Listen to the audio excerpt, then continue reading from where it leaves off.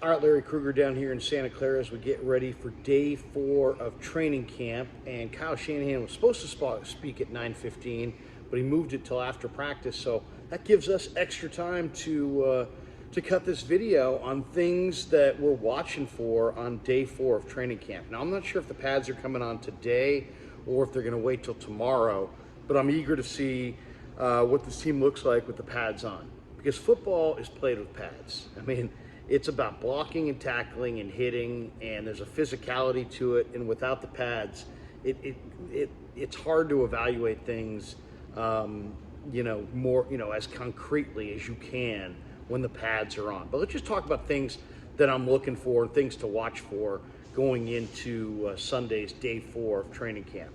All right. One of the key ones is, who is the 49ers swing tackle? Who's that third offensive tackle? Obviously, Trent is a superstar. Colton McKivitz is established. He's going to be your right tackle. So those are your two starters.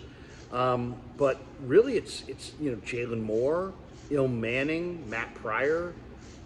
Manning looks good to me. Jalen Moore's been based on what I've seen, he looks like he's got the lead in this battle for the third tackle spot. And Matt Pryor, was out of shape, I thought, in the minicamp, and he looks like he's in better shape, but still not great shape. So do the Niners have a third tackle they believe in? Manning is an undrafted college free agent, doesn't really fit the prototype physically for what you're looking for in a tackle, but he's got a ton of experience at Hawaii at left tackle. So there's him. Then there's Jalen Moore. I mean, on paper, Jalen Moore should win this job. There's also the trade possibilities around the league. There's a lot of talk that Cincinnati's going to trade Lael Collins at some point. And there's probably a couple other guys, Hurst from New Orleans, who could be available. There's a couple of offensive linemen that may get dealt between now and week 1. But who is that third offensive tackle? I think that's a big question for the 49ers, and one that I'm looking for an answer starting today. Tay Martin. Can Tay Martin continue his assaults on a roster spot? Big play Tay continues to shine.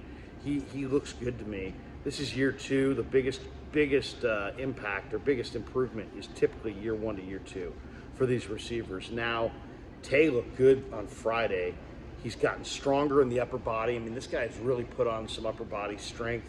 He didn't even do the bench coming out in the combine because he just had subpar strength, but he's worked on it. He spent a year on the practice squad.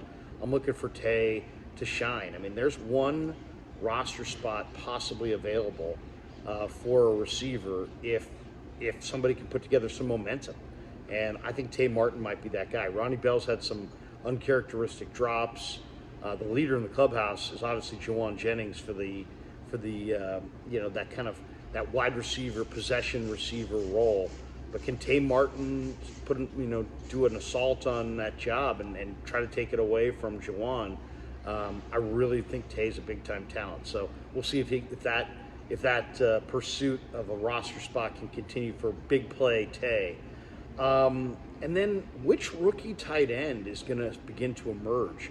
There's a spot, the tight end spot, there's good competition here. There's George. Everybody else is like, kind of nobody's a lock to make this roster. Dwelly's not a lock. Warner's not a lock. Braden Willis was a late pick. Cameron Latou was a third-round pick. To this point, I would say nobody has really shined. Kittle's had some uncharacteristic drops. I don't think any of the tight ends have necessarily played all that well. I'm looking for the tight end position to start to sharpen it up a little bit. I mean, I'm not worried at all about Kittle. It's late July. There's a long way until week 1. Kittle's Kittle. But who's going to get that number 2 and number 3 tight end job?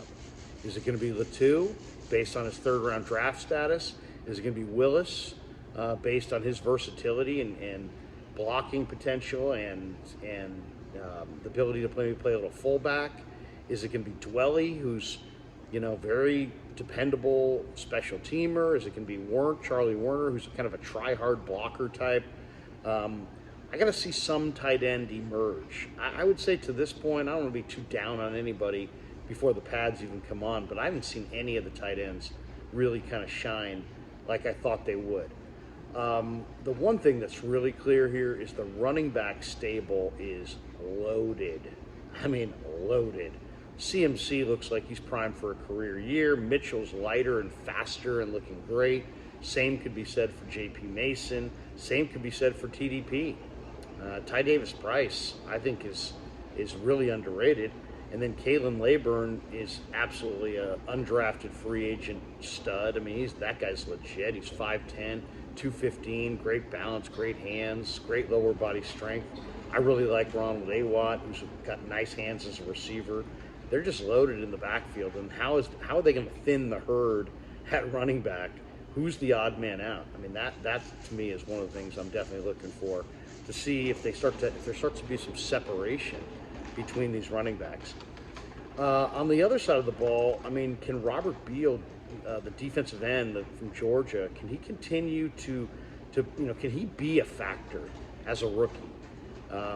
That's a big question. I mean, he's got the traits, unbelievable speed, 4.4 speed, super long arms.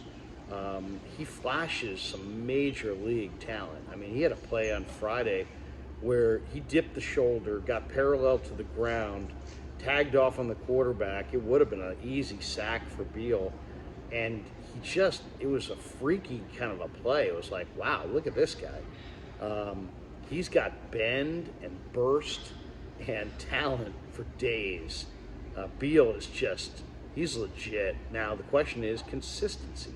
Can he do it consistently? What happens when he gets stonewalled at this initial rush? Does he have any counter moves? If the job is just get up the field, set the edge against the run, burn the edge as a speed rusher, probably this guy can do that. But can he do it every play? The first couple practices, I thought his play speed looked like, bro, what are you doing here? This is the pros, and you got to play full tilt.